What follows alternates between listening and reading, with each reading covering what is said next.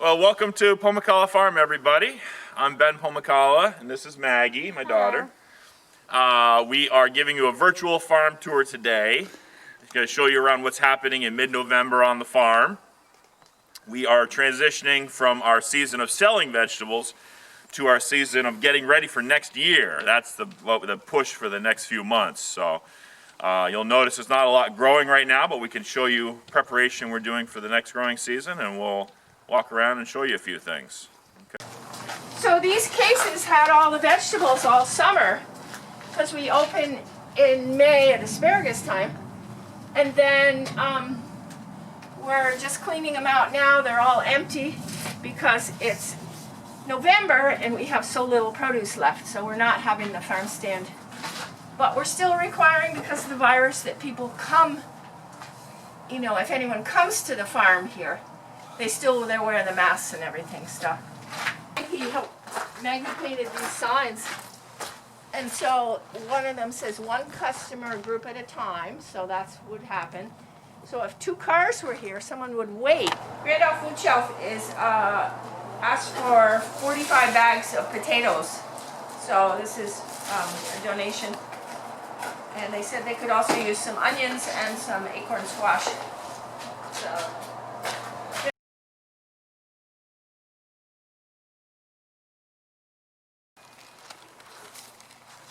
So Bob, what are you doing here? I am putting a bag on the suction line so the mice don't make a nest in it. We love the mice, don't we? No, we don't love the mice. We hate the mice. You could have a whole mouse colony in there. They're evil.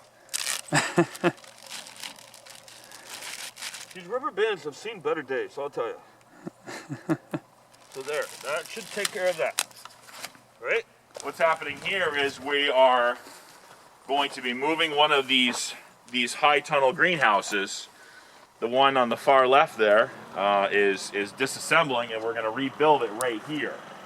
So everything on there is going to move over here, and it'll be for tomatoes and peppers next season. This is our next year's garlic. We just planted it last week. So we go along with a water wheel and we shove them in the dirt as far as you can with your finger, and so that's all those holes are. You can't really see it because it's down there pretty deep. So you can see we're taking this greenhouse down. You can see the plastics on the ground over there, and the hoops are coming down, and all the sideboards. And this is what it's going to look like when it's finished. And the reason we use the high tunnels is provides a lot of protection from disease. It's a nice, warm, dry environment for growing. Things tend to grow very fast there. Peppers and some flowers in these high tunnels. So crops we want to get early, crops that are high value, and stuff like tomatoes, peppers. We do one full of flowers every year for early flowers. So they work really well, and it eliminates lots of problems with pests and diseases. And it's hard for the deer to get in there and chew on the stuff. So lots of good stuff there. Do you know what we're gonna plant here instead of having the greenhouse here? I don't. This is all going to get moved, and I don't know what we're going to put here next year, but it'll be something different than it was this year, because every year we do crop rotation and put things in a different spot. So Doesn't it like help the soil? yeah, so you're not using the same nutrients in the soil every time. Every crop uses different nutrients, and also you discourage pests from building up in the soil, because they have to go somewhere else to find the good stuff. Now these 2 houses here, these don't move. They're in raised beds. There's actually, look at this. These are for our extra early crops. And if you look here, you see the red and the blue. These are hot water pipes that cycle hot water through the bed about a foot down. And it cycles through this hot water heater, and there's the pump. And makes the soil extra toasty, extra early, so for the really early crops. So we get stuff here growing in May before anything else is ready. There's too much infrastructure here to move it all around. So those stay. So they're making the footings for the metal hoops that are going to come over for the high tunnel greenhouse, and those little pieces of wood make it so that the metal hoop doesn't end up down in the dirt. It has somewhere to sit. So that's what's going on there. The reason this is here to keep the deer from stepping all over it. The hooves go right through the plastic, and you can see right there where they've already done some damage. It makes it harder to plant because you don't know which holes to plant in. We also have high winds that come through here, so that's why there's these sandbags on top of the plastic to keep it from blowing over and blowing right out of the soil.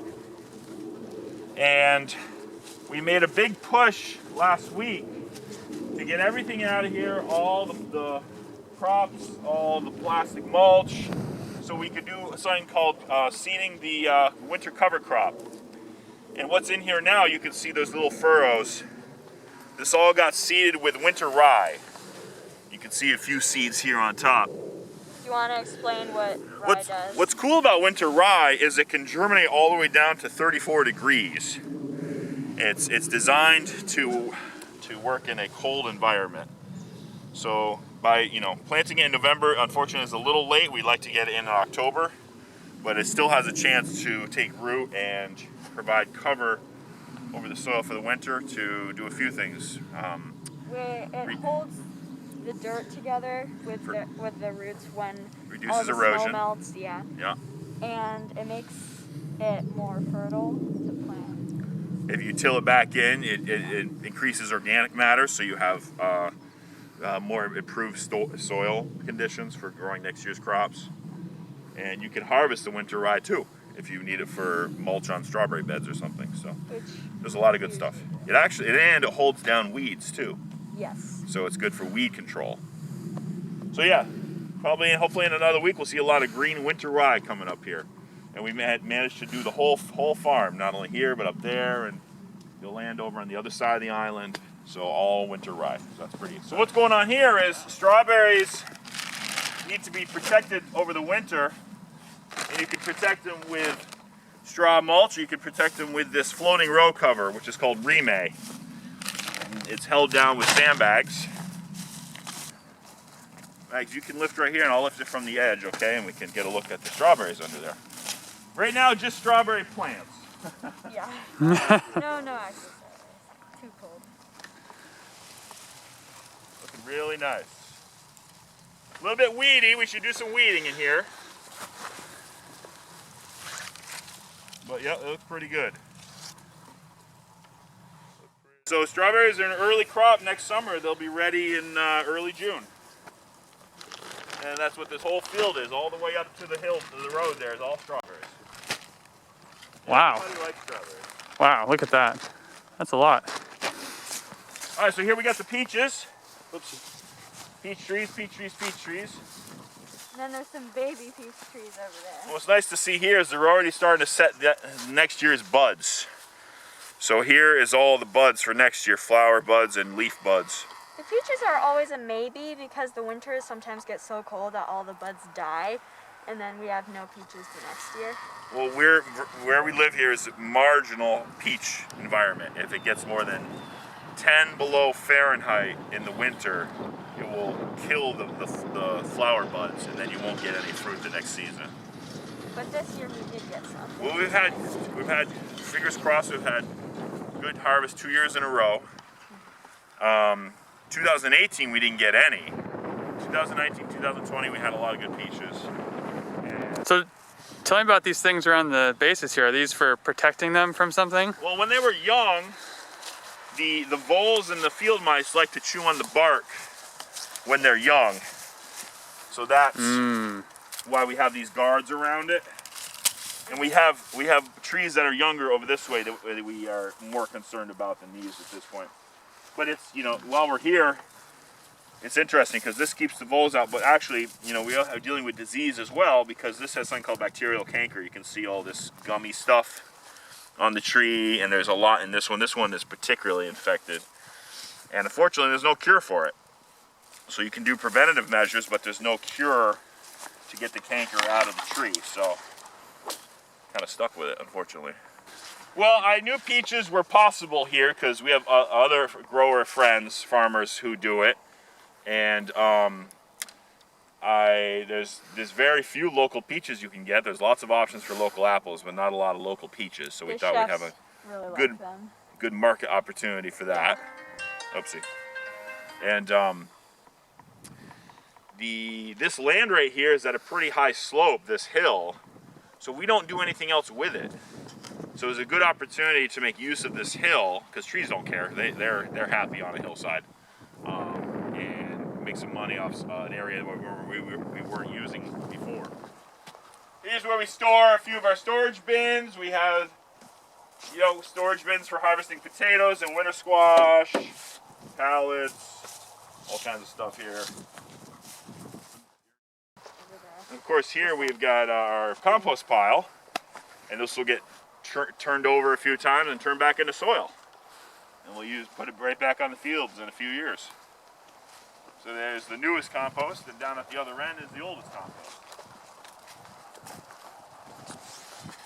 And we didn't go see it, but the ponds that we have, we pump in water from the lake, and then we use the water in the pond and pump it out here to water all of the plants out here.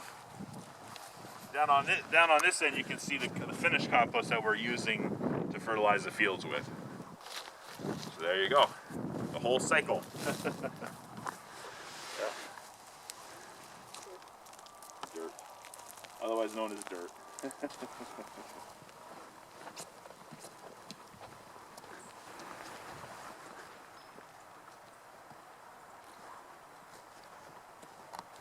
So we got a few things going on here.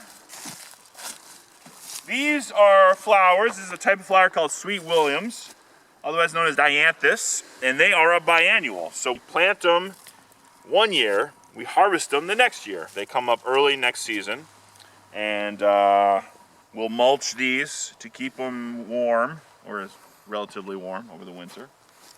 And yeah, we harvest them next year. So those are Sweet Williams. Yeah. There's some chives. And this doesn't look like much, but this is actually the rhubarb. They'll die off and they come back in the spring. So rhubarb is one of the first things we harvest right here. Yep. Very early. Very early. All right, this is our water wheel right here. Why don't you explain to them how it works? So, Start with where the water comes in, probably. yeah, you're gonna have to. Yeah.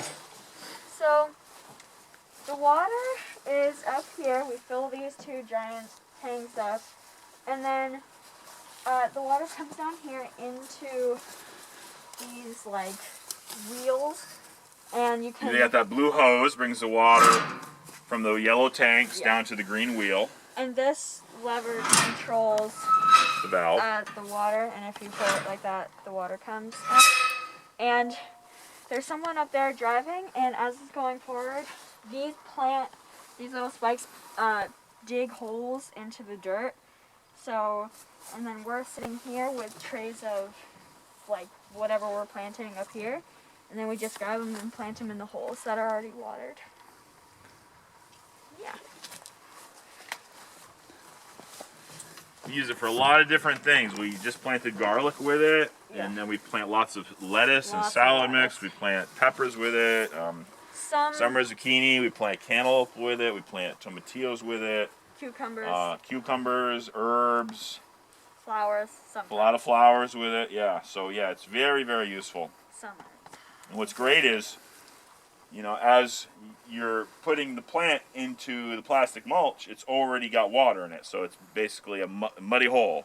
So the water source is already there because of these bad boys right here. So, And this part and the tractor are two separate things. So yeah, they sometimes come together right there. if we need to use the tractor for something else, we'll take this off. And then when we need it again, we'll just hook it back up. Yeah. All right, well, thank you for visiting Pomykala Farm today. I'm sorry we couldn't do it in person. Maybe next year we'll get you over here in person. We'd love to have school trips come by. Yeah. When we have our next growing season starts up next year, you can find our veggies at Wally's Bagels, right in South Euro.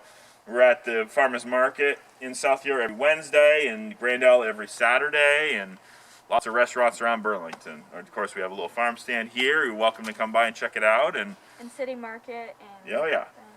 So I hope you enjoyed all this. I'm sure you have some questions. Feel free to reach out to us, and you can send questions via email, and we'll be happy to answer them. So thank you for coming. Time. Bye-bye.